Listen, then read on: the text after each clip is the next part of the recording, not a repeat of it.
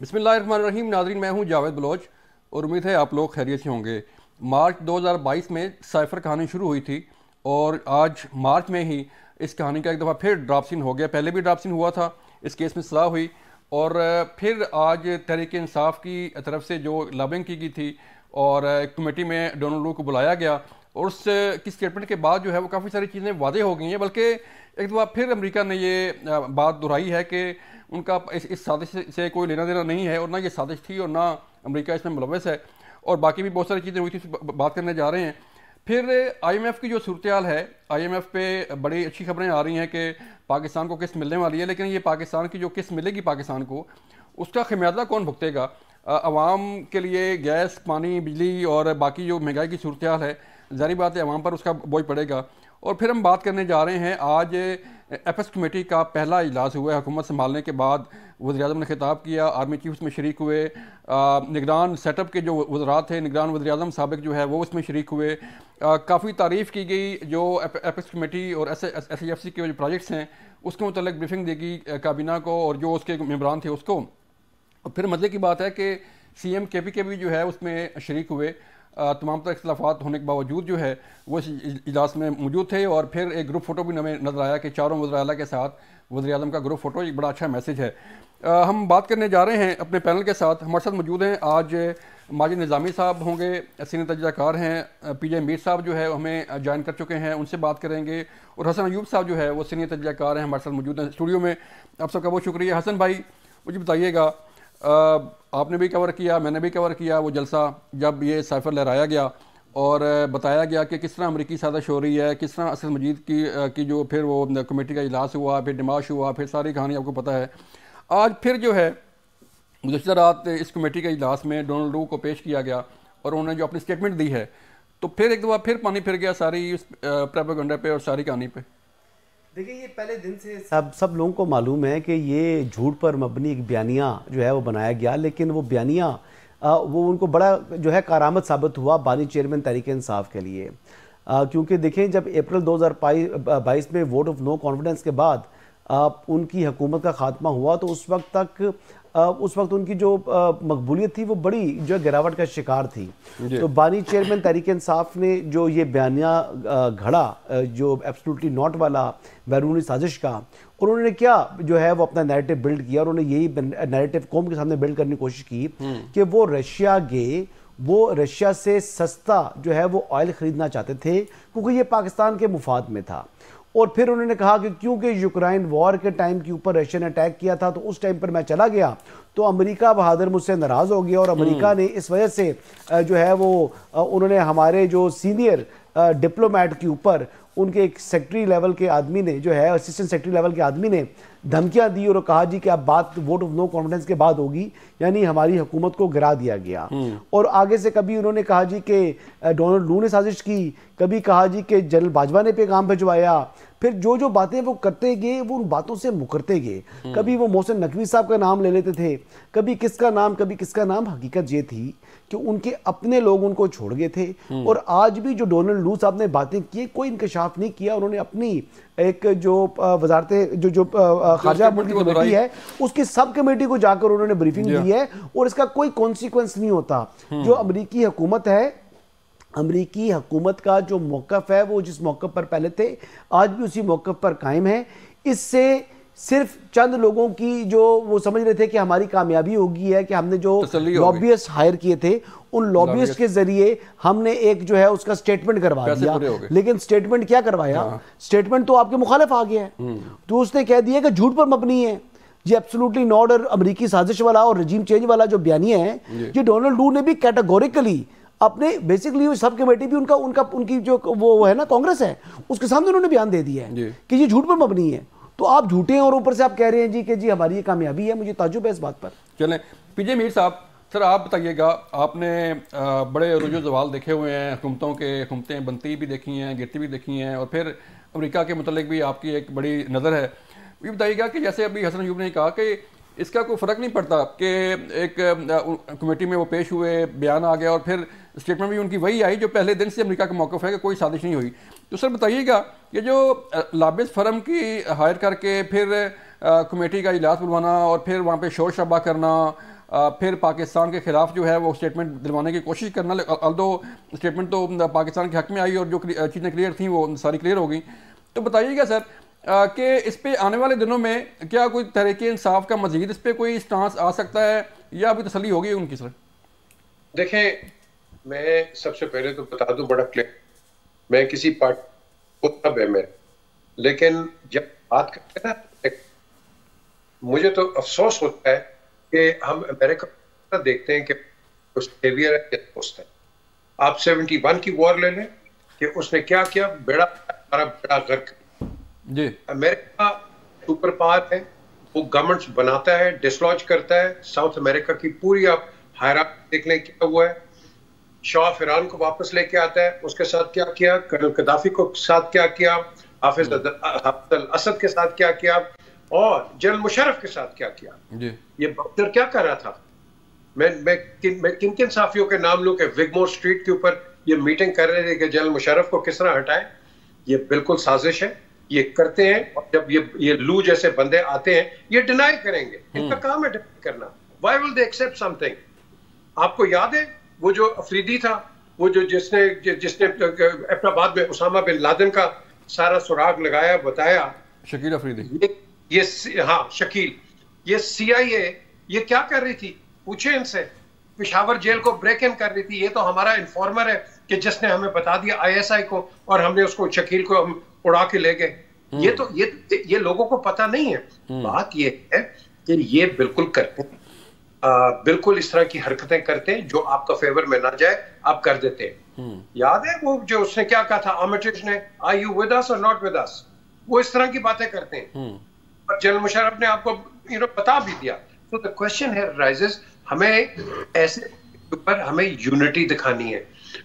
Nawaz Sharif nuclear bomb आपका explosion करते हैं, हमें तो फख्र होना चाहिए। ये किस तरह हो गया कि नवाज शरीफ एक बॉम्ब दे के और ऑल ऑफ अ सडन अब उसको पावर से हटा दो? यार गिव मी अ ब्रेक।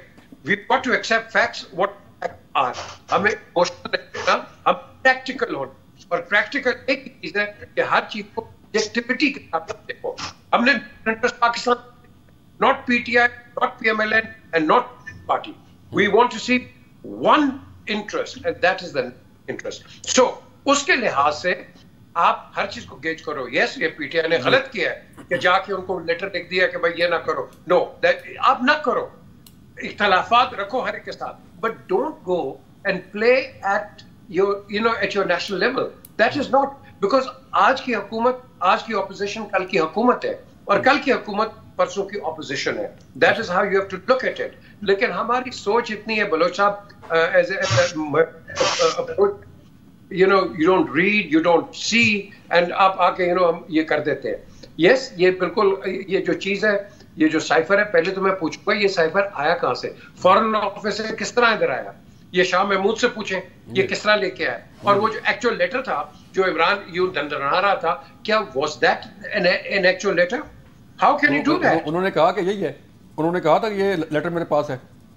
अगर लेटर मेरे पास है तो फिर गायब का हुआ? वही ना, ये बता। वो उन्होंने जवाब नहीं दिया कि कहाँ गया। वो कहते हैं गुम हो गया जी लेटर जो था। तो इसीलिए हम कहते हैं पुराने सियासतदान या फॉरेन सेक्रेटरीज को अपने साथ रखो जो कि आपको गाइड करते रहते हैं।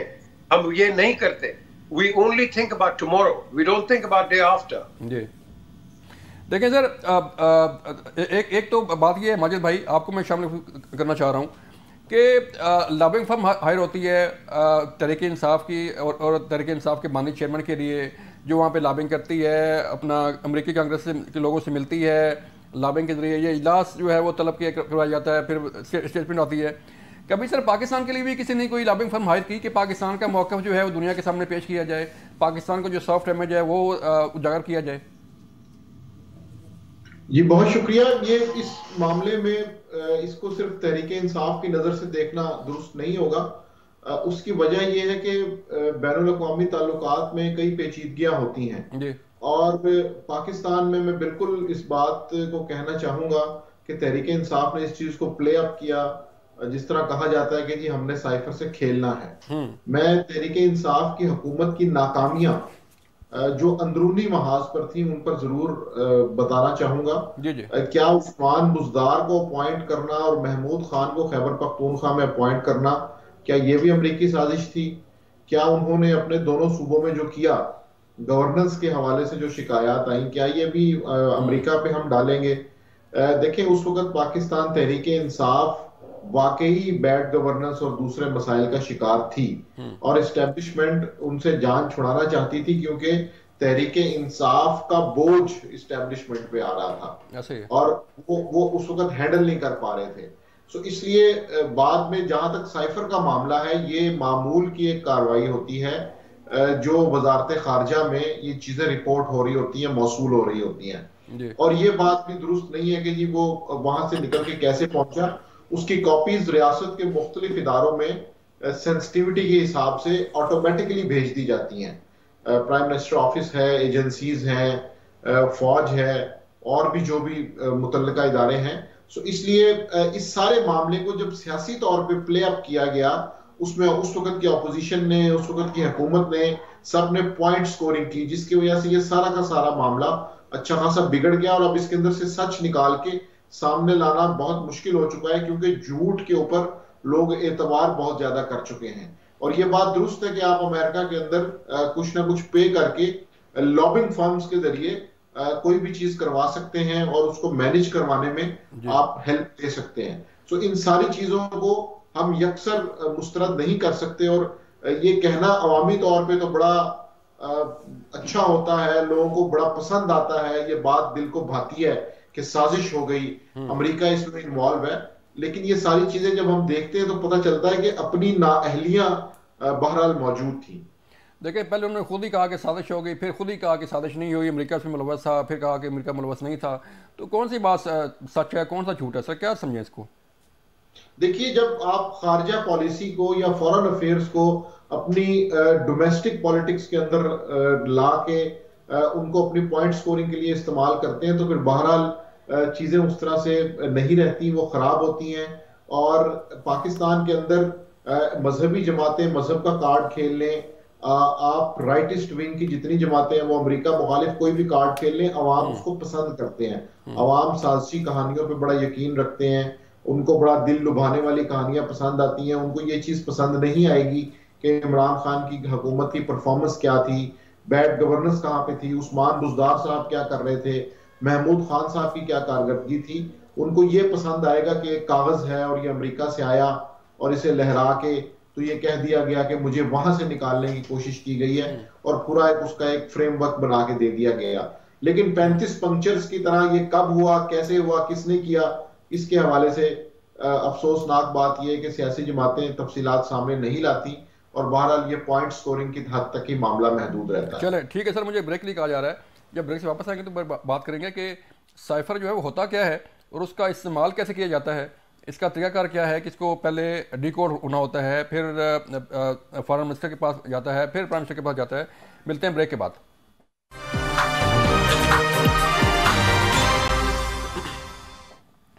वेलकम बैक नाज़रीन। हसन साहब, मुझे बताइएगा कि यहाँ भी अमरीकी जो सफ़ीर हैं उनकी होती हैं मुलाकातें, कभी फॉरेन मिनिस्टर के साथ, कभी प्राइम मिनिस्टर के साथ, कभी प्रेसिडेंट के साथ। तो जारी बात है, तो उसने रिपोर्ट करना होता है अपने मुल्क को कि मेरी आज हसन साहब से बात हुई, मेरी आज पीजे मीर साहब से बात हुई, उन्होंने ये कहा, उन्होंने ये कहा जी। इसी तरह की एक मीटिंग होती है वहाँ पे वाशिंगटन डीसी में, असद मजीद साहब की और डोनाल्ड लो की। उन्होंने रिपोर्ट कर दिया कि हमारी ये बातचीत हुई है और ये हुआ। तो इसमें कहा जो है वो फिर एक जो साइफर था वो आया, फिर डी कोड हुआ, फिर शाह साहब उठा के ले गए प्राइम मिनिस्टर हाउस, उनको पेश किया और फिर उन्होंने कहा कि नहीं, इससे खेलना है हमने। तो ये तो डिप्लोमेटिक केबल होती है ना, cipher is a diplomatic cable. अच्छा, लेकिन बात ये है कि खेलने वाली तो आप उन्होंने आपकी जो ऑडियो है वो तो आपने खुद अपने कानों से सुन ली है, वो जो आजम खान साहब के साथ उनकी ऑडियो लीक है। तो इसमें किसी को कोई ताज्जुब अगर है तो अगर जो कह रहे हैं कि अभी तक ये चीज़ सामने नहीं आएगी, इसकी हकीकत रियलिटी सामने नहीं आएगी, निजामी साहब इस तरह कह रहे हैं, मुझे तो ताज्जुब हो रहा है ये बात सुनकर। भाई एक आदमी खुद कह रहा है कि यार I am going to play with it, और वो खेले और भरपूर खेले और जितना सक्सेसफुल खेले कि शायद ही पाकिस्तान की तारीख में कोई इतना सक्सेसफुल खेला होगा किसी इशू के ऊपर। यानी आपकी ज़मीन बोस हुई भी, आपने जो है अपनी मकबूलियत को उठाकर आप आसमान पर ले गए और आपने लोगों के जज्बात से खेला। देखिए बात यह है कि, और उसके बाद सर यहां पर मामला नहीं हुआ, आपने कासिम सूरी जो डिप्टी स्पीकर की रूलिंग थी वो भी बेस किसके ऊपर थी? साइफर के ऊपर। यानी आपकी पूरी सियासत कई मतलब 1 साल तक तकरीबन आपने खेली उसके ऊपर, लोगों को बाहर लेकर आ गए, क्योंकि अप्रैल में वोट नो कॉन्फ्रेंस के जरिए आपकी को आप वोट आउट हुए हैं। फिर आप लोगों को जो है वो एब्सोल्युटली नॉट और बैरूनी साजिश का जो है वो बयानिया बनाकर लोगों को सड़कों पर लेकर आ गए, लोगों आपके साथ कनेक्ट हो गए, जो हकीकत है। ये तो बात यह है कि जितना जुल्म ये कर सकते थे, यानी मुल्की मुफाद को पसे पुश डालकर डस्टबिन में फेंककर सिर्फ अपनी सियासत चमकाने के लिए, वो इस जमात ने किया है। और आज भी जो बैरिस्टर गौर साहब का बयान आ रहा है या बाबर अवान साहब कर रहे हैं, यार एक चोरी और ऊपर से सीना जोरी और ऊपर से ढिठाई के जरिए आप लोग कहते हैं जी कि डोनल्ड लू की बात तो अगर हुई है तो अब असद मजीद को आना चाहिए। असद मजीद साहब अपना स्टेटमेंट दे चुके हैं और मजिस्ट्रेट साहब के सामने, जज साहिबान के सामने वो दे चुके हैं। तो अब आपके ऊपर जो केस खैर वो एक अलग चीज़ है, वो साइफर घूमने का केस है, लेकिन उसके ऊपर जो उनका इम्पैक्ट हुआ है, जो इफेक्ट हुआ है पाकिस्तान के जो डिप्लोमेट्स को नुकसान हुआ है, वो तमाम की तमाम चीज़ें उनकी स्टेटमेंट में आ चुकी हैं। तो ये वो केस है जिसके ऊपर अब उनको जो है वो बेसिकली उनकी अपील जो है वो जेर समाअत है, वहाँ पर भी कोर्ट्स में मैटर है, जो वो डिसाइड करें, फैसला सार आंखों के ऊपर। लेकिन ये इन्होंने मुल्क के साथ साजिश की, इनके साथ साजिश नहीं हुई, इन्होंने मुल्क के साथ साजिश की है और उल्टा कहते हैं जी हमारे साथ साजिश होगी है। पीजे मीर साहब, अभी मामला जारी बात है, अब कमेटी के सामने पेश हुआ, फिर दोबारा से मौक़िफ़ आ गया अमेरिका का, तो आप समझते हैं कि इसको जो है वो यहीं पे वाइंड अप हो जाना चाहिए, आगे जो है वो वे फॉरवर्ड होना चाहिए? जारी बात है मैंडेट चाहे पीटीआई के पास, चाहे नून लीग के पास, चाहे पीपल पार्टी के पास, अब आपने उन्हें मैंडेट दिया है उनके मसाइल हल करने के लिए, अपनी सियासत करने के लिए नहीं दिया कि आप जो है वो खेलते रहें कभी किसी के साथ कभी किसी के साथ। तो सर वे फॉरवर्ड क्या है इसका, कहाँ तक ये मामला जाएगा? ये मामला या तो बहुत आगे जाएगा और आपके रिलेशंस अमेरिका के साथ खराब हो जाएंगे, या इस मामले को यहीं दफन कर दें। जैसे मैंने पहले कहा, देखो अमेरिका आपके कुछ चाचे का बेटा नहीं है, वो जब आपका इंटरेस्ट होगा वो आपकी हुकूमतें भी उड़ा देगा। उसने रफाइल को उड़ाया कि नहीं जल्द जाके एयरक्राफ्ट में, उसको कुर्बानी दे दी कि नहीं? They didn't like the general, they got rid of him. ठीक है, सिंपल एज दैट। तो वो हर किस्म का हरबा इस्तेमाल करते हैं। हमें फॉरगेट पार्टी इंटरेस्ट, पार्टी से दूसरे को कि मेरे भाई ने उन्होंने ये इन्होंने खंडन किया तो तुमने स्कैंडल बना के और ये तो इसको ले आए हो। डिस्पैच है, इसकी कैटेगरी पहले आप गेज करो कि इस डिस्पैच के अंदर कैटेगरी 1 है, 2 है, 3 है। और साइफर होता है, साइफर सिर्फ फॉरेन ऑफिस कर सकता है और कोई नहीं कर सकता। सो अब इसकी साइफरिंग किसने की है, कहाँ की है, आपको किस तरह पता है कि ये साइफर है? जो भी बिल्कुल सही बात की, जो बात होती है वहां आप डिस्पैचेस के थ्रू भेजते हैं। जी जी। आज बात कर रहे हैं जो यहाँ बैठे हुए इस्लामाबाद में, आपकी बात और एनलेस पूरे नेशनल टेलीविजन के ऊपर इसको वो भेज के डिस्पैचेस अपने गवर्नमेंट्स को भेजते हैं। ये लोकल ओपिनियन है इसके मुतालिक और ये लोकल उसके मुतालिक।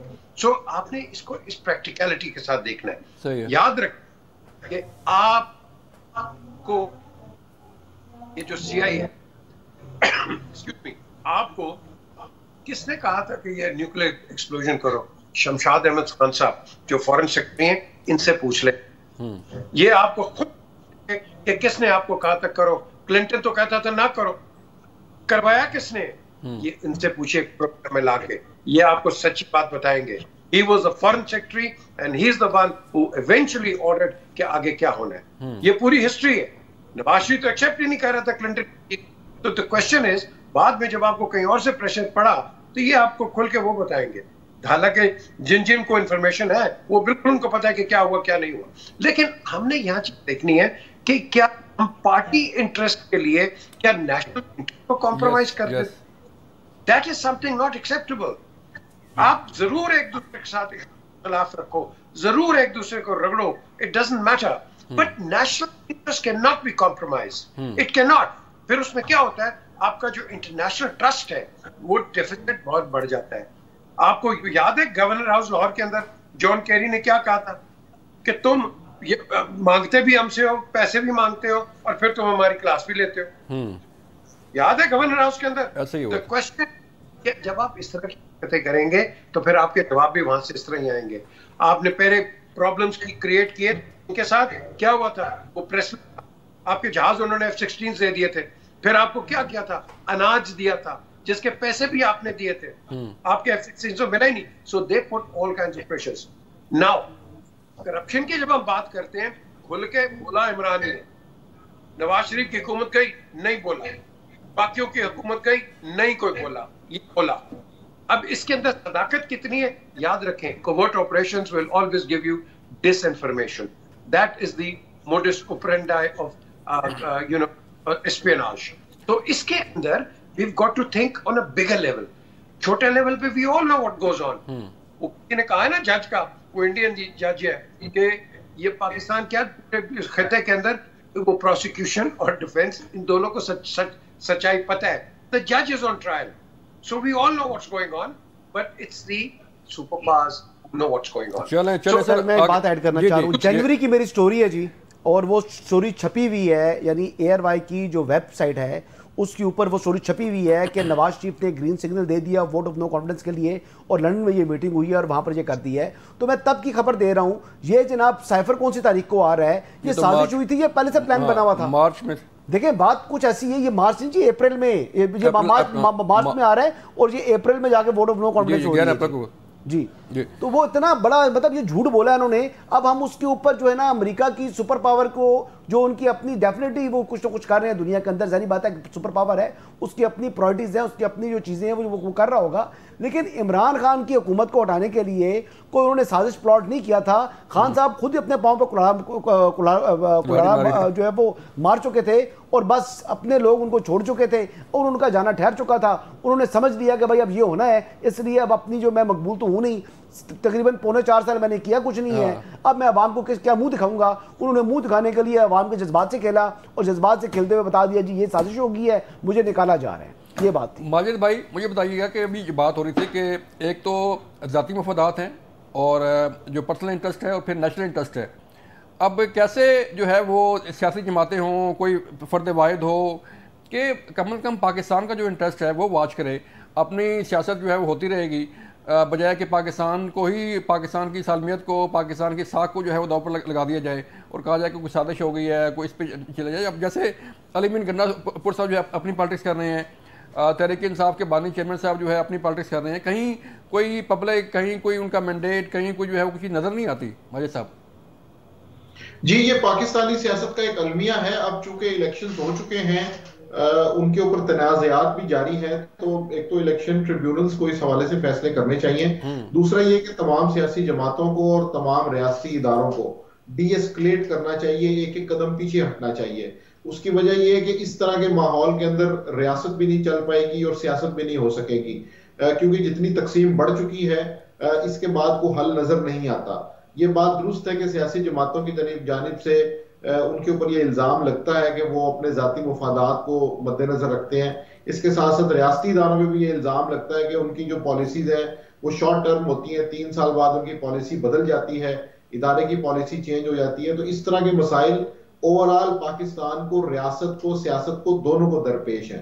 तो इसका जिस तरह हम मीसाके जमहूरियत की बात करते हैं या मीसाके मईशत की बात करते हैं, तो इस तरह मेरे ख्याल में तमाम सियासी जमातों को, स्टेक होल्डर्स को हुकूमत के पास चूंकि देने को बहुत कुछ होता है, तो इसलिए उनको एक एक कदम पीछे हटना चाहिए, डीएस्केलेट करना चाहिए, ताकि सिचुएशन को कंट्रोल किया जा सके। उसकी वजह यह कि इक्तसादी महाज के ऊपर हमारे सामने बहुत बड़े चैलेंजेस हैं कि जिनको गैर यकीनी की फिजा में हल नहीं किया जा सकता। बिल्कुल बात करते हैं सर, बिल्कुल सर बात करते हैं इस पर। माजिद भाई मुझे एक ब्रेक के लिए कहा जा रहा है, जब ब्रेक से वापस आएंगे तो फिर बात करेंगे कि आखिर इसका हल क्या है कि सारी सियासी जमातें मिलकर बैठें और आवाम की बात करें। मिलते हैं ब्रेक के बाद। वेलकम बैक नाज़रीन। हम बात कर रहे थे कि जो सियासी मामलात हैं वो तो चलते ही रहते हैं, लेकिन जारी बात है इलेक्शन हुए, इलेक्शन में हर पार्टी को अवाम ने मैंडेट दिया और अब मैंडेट लेके तमाम पार्टियां पार्लियामेंट के अंदर मौजूद हैं और अपना रोल प्ले कर रही हैं, लेकिन अवाम की बात जो है वो की जाए। पीजे मीर साहब मैं आपकी तरफ आऊँगा सर, मुझे बताइएगा कि एक तो आपने जो है वो पहले कहा कि नेशनल इंटरेस्ट जो है वो कहीं पे होना चाहिए कि अपने ज़ाती मफादात की खातर पाकिस्तान की मुल्क को जो है उस पर दांव पर लगाया जाए। तो अभी जो सूरत है, IMF के साथ आपकी बातचीत हो गई है, आपने अगला एग्रीमेंट भी करना है, किस्त तो आ जाएगी, लेकिन इसका खमियाजा जारी बात है कौम ने भुगतना है। बिजली है, गैस है, पेट्रोलियम मसनूआत की कीमतें हैं, महंगाई की सूरत हाल है। तो सर आप समझते हैं कि तमाम सियासी जमातों को, तमाम स्टेक होल्डर्स को एक पेज पे होना चाहिए, एक मेज पे बैठ के जो है वो आवाम की बात करनी चाहिए? करनी चाहिए, लेकिन बलोच साहब हम वही हैं कि जो पुराने जमाने में मैं अगर होता तो मैं अकबर को कहता हाँ जी मैं आपको 200 घोड़ा दे रहा हूँ, उधर से अंग्रेज आता है, अंग्रेज को कहते हैं मैं आपको 500 घोड़ा दे रहा हूँ। तो बात यह है कि नेशनल इंटरेस्ट यहाँ नहीं है, मैं आपको सच बात कह रहा हूँ, और हमेशा सच सुनना चाहिए। हमारे में नेशनल इंटरेस्ट नहीं है।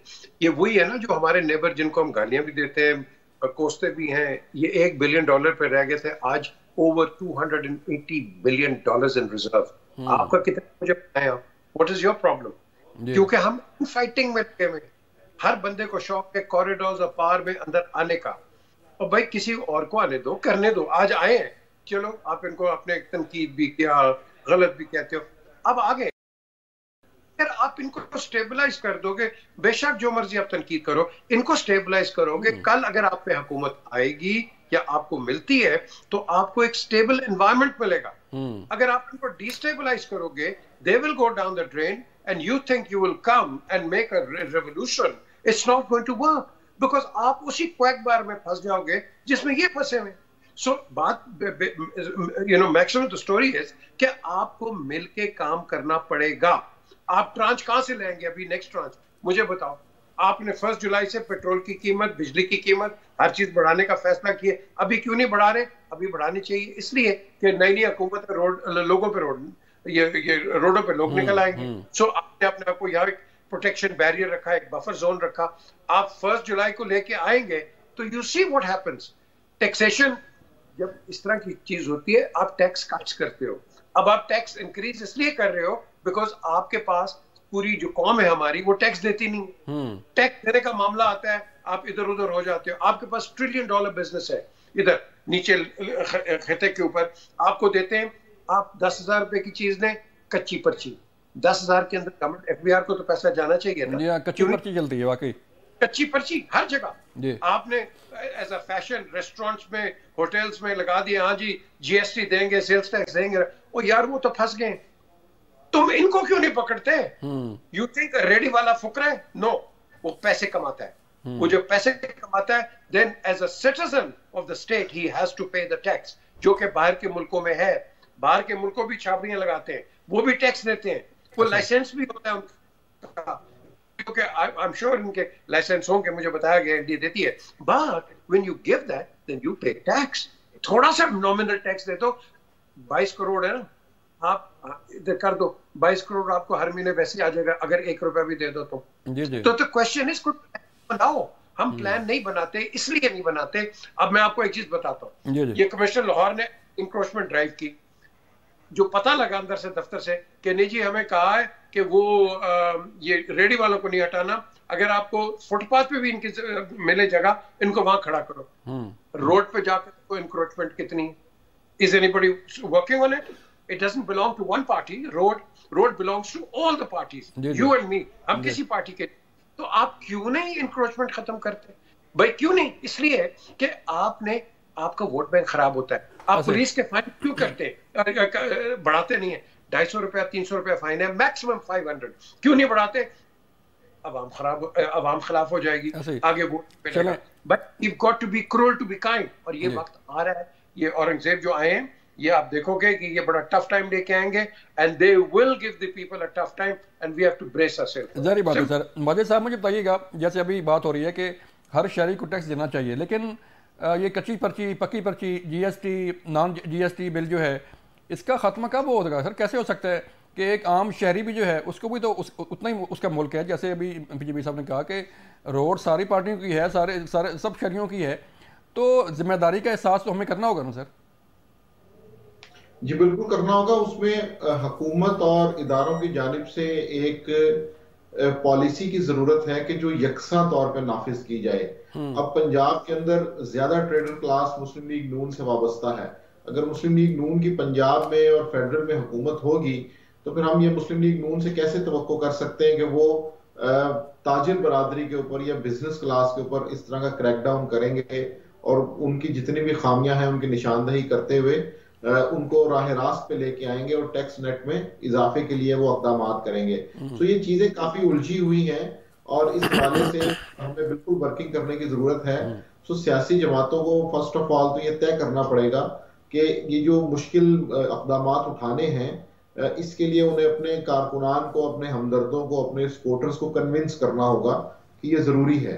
अब इस वक्त सबसे ज्यादा मजलूम तबका सर्विसेज क्लास का है कि जो लोग सैलरीड क्लास हैं, जिनकी तनख्वाह आने से पहले ही उनका टैक्स कट जाता है, उन्हीं के ऊपर ये सारा दबाव पड़ता है। बिजनेसमैन अगर अपने करोड़ रुपए की बजाय उसको 50 लाख शो कर दे तो कोई ऐसा मैकेनिज्म नहीं है कि उसे चेक किया जा सके। तो इस टाइम जो सैलरीड क्लास है वो इस वक्त पाकिस्तान का बोझ उठाने में सरगर्म है। उसकी वजह यह है कि वो बेबस हैं, जबकि ताजिर बरादरी की जानिब से इन चीजों के ऊपर काम नहीं किया जा रहा। हुकूमत को बिल्कुल करना चाहिए और इस चीज को बैलेंस लेके चलना चाहिए। देखें यहाँ तो सर रोल, आप तो किरदार की बात कर रहे हैं, यहाँ तो सियासी जमातें कहती हैं IMF को जी पाकिस्तान को जो है किस ना दें। एक सूबे का वज़ीर आला जो है वो अली बिन गन्नापुर जो है वो धमकियां दे रहे हैं वफाक को कि हम ये कर देंगे, हम वो कर देंगे। तो सूरत जब ये होगी तो फिर कैसे मुल्क चलेगा सर? जी बिल्कुल, हमने देखा कि 90 की दहाई की जो पॉलिटिक्स है वो इस वक्त एक ताना बन चुकी है सियासी डिक्शनरी के अंदर। जब भी 90 की दहाई की बात होती है तो लोग उस पर फख्र महसूस नहीं करते। उस वक्त क्या होता था, उस वक्त मुस्लिम लीग नून और पीपल्स पार्टी आमने सामने होते थे, इसी तरह के बयानात होते थे। मोहतरमा बेनजीर भुट्टो पंजाब में आती थी, इस्तकबाल करने कोई नहीं जाता था। प्राइम मिनिस्टर और CM की रखनाबाजी चल रही होती थी। तो हमें इन चीजों से सीखना चाहिए। अब अगर PTI और मुस्लिम लीग नून या फेडरल और KP की जानिब से ये सारे मामलात होंगे तो फिर तो ये वही दायरे का सफर है जिसके अंदर हम मौजूद है। तो इसलिए मैंने पहले भी अर्ज किया कि इन चीजों से आगे निकलने के लिए तमाम सियासी जमातों को, तमाम रियासती इदारों को एक एक कदम अपने मौकफ से पीछे हटना होगा ताकि एक स्पेस क्रिएट हो। उस स्पेस के अंदर फिर सारी चीजों को लेके आगे चला जाएगा। मुश्तरकात को तय किया जाएगा कि ये वो पॉइंट्स हैं जिनके ऊपर हमें आगे बढ़ना चाहिए। PJ मीर साहब, अभी बात चल रही है, पहले जो है वो कभी मिसाक जमहूरियत की बात होती है, कभी मिसाक मईशत की बात होती है, कभी मिसाक मुफाहमत की बात होती है। तो आपको लग रहा है कि सियासी माहौल में कोई थोड़ी सी कदर बेहतरी आएगी कि सियासी जमातें कोई अपना कुछ सोचेंगी कि हम मिल बैठ के चलें या कोई मुल्क के लिए बात करें? बड़ी अच्छा, आपने बड़ा अच्छा सवाल किया। अल्लाह के फजल से इनमें 0-0 नहीं होगा। ये कख नहीं कर सकेंगे। करना होता ना, अभी गवर्नमेंट आई है, ये यूं करके ठीक कर सकती थी। ऐसा ही है यार, आपने करना है क्यों? What are you waiting for? Please tell me. किसका? किसी की डायरेक्शंस लेनी है? आप करें। You there. पहले आपका एक ओपिनियन था इन द ऑपोजिशन, अब आपकी रिस्पॉन्सिबिलिटी है because you have been elected, by the people of Pakistan. So perform. तो अभी भी हम वही लगे हुए हैं। आपने कहीं चेयरमैन नहीं लगाए, कहीं डायरेक्टर्स नहीं लगाए, किसी को लगाया उसको 3 टोपियां दे दी हैं, and this is what you're doing. So the question है, जो आपका सवाल है बड़ा पर्टिनेंट सवाल है, लेकिन हम कुछ नहीं कर सकते। माने ना माने, हम चलने वाले हैं डंडे के साथ। खुदा की कसम से कहता हूं, हम डंडे के साथ। ये वही है ना अवाम जब ये रोड पे किस तरह चलाती है। ये क्या बात है? दुबई जाए, UK जाए, अमेरिका जाए, चले जाते हैं, ठीक है, एयरपोर्ट पे चल जाते हैं। वो यार यहाँ क्यों नहीं करते हो तुम? नहीं, हमने करना क्यों? उनको पता है यहाँ आपका वो जो फेमस आपका टैग है, ओए तुम्हें पता है मैं कौन हूँ? पुलिस को आपने इस तरह गंदा कर दिया हुआ है, पुलिस भी आपकी ऐसी है। तो द क्वेश्चन इज, ये आपका एक इन बिटवीन जो फाइटिंग है between the people to people, इसको कैसे करोगे? डिसिप्लिन लेके आओ, इम्प्लीमेंटेशन ऑफ लॉ। जब तक implementation of law in fairness नहीं होगी, आपके पास यही माहौल रहेगा and you will never ever improve. बहुत शुक्रिया PJ मीर साहब, आपका मौक़िफ़ आ गया। बहुत शुक्रिया माजिद निज़ामी साहब अपने वक्त देने का। हसन अयूब साहब, आपका शुक्रिया। नाज़रीन, ये था आज का प्रोग्राम जिसमें हमने बात की कि हालात किस तरफ जा रहे हैं और IMF कहाँ पे खड़ा है, पाकिस्तानी सियासत कहाँ पे खड़ी है, पाकिस्तानी हुकूमत कहाँ पे खड़ी है और पाकिस्तानी अवाम कहाँ पे खड़ी है। अपना ख्याल रखिएगा। अल्लाह हाफिज़।